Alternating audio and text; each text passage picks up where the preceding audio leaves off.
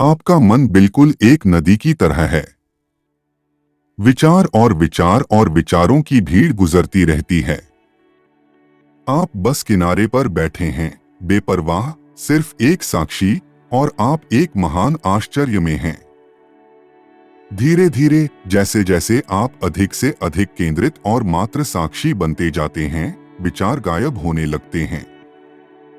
वे केवल आपकी पहचान से ही अस्तित्व में रह सकते हैं। आप अपने मन को ऊर्जा दें। जब आप अपने आप को बाहर खींच लेते हैं, तो आपने मन को पोषण देना बंद कर दिया है। और एक बार जब कोई पोषण नहीं मिलता, विचार बहुत नाजुक चीजें हैं, तो विकट होने लगते हैं। आप यहाँ मेरे साथ एक बहुत ही सरल चीज सीखने के लिए हैं, शांति का आनंद लेना, मौन का आनंद लेना, उस चीज का आनंद लेना जो आपके भीतर है। जल्द ही वहां सन्नाटा है, वहां शांति है। और ये शांति कोई कब्रिस्तान की शांति नहीं है। यह शांति मरी नहीं है, सपाट नहीं है। यह इतना जबरदस्त अनुभव है कि एक बार जब आप सीढ़ी के पहले पायदान पर पहुंच जाते हैं, तो सीढ़ी अनंत तक चली जाती है। आप शांति की नई परतों की खोज करते रह सकते हैं। यही असली उत्साह है, कभी न खत्म होने वाला उत्साह।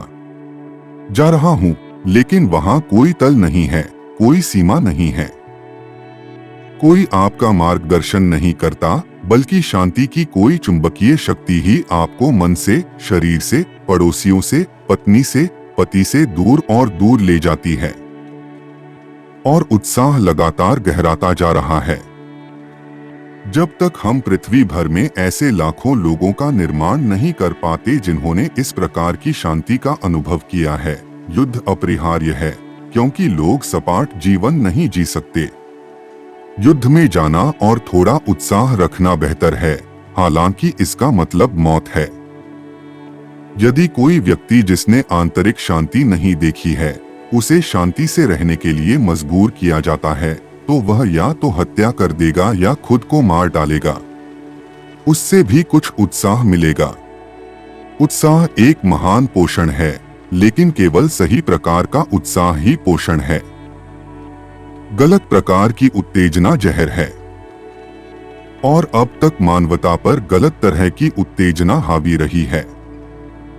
आप यहाँ मेरे साथ एक बहुत ही सरल चीज सीखने के लिए हैं, शांति का आनंद लेना, मौन का आनंद लेना, उस चीज का आनंद लेना जो आपके भीतर है और जिसके लिए आपको दूसरों पर निर्भर नहीं रहना पड़ेगा।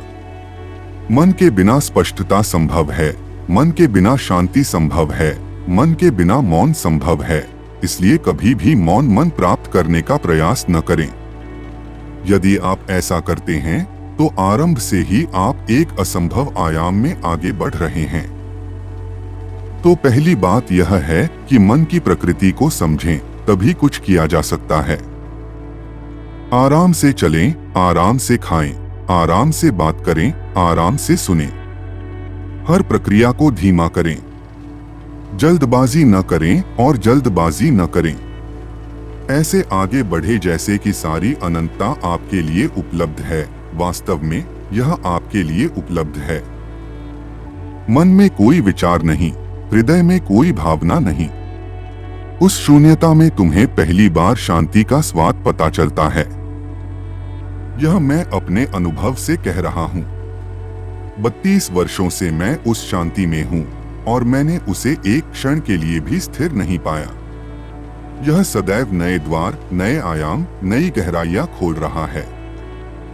जब आप पहली बार अपनी आंतरिक शांति को जानते हैं, तो आप सोचते हैं, यह अंत है।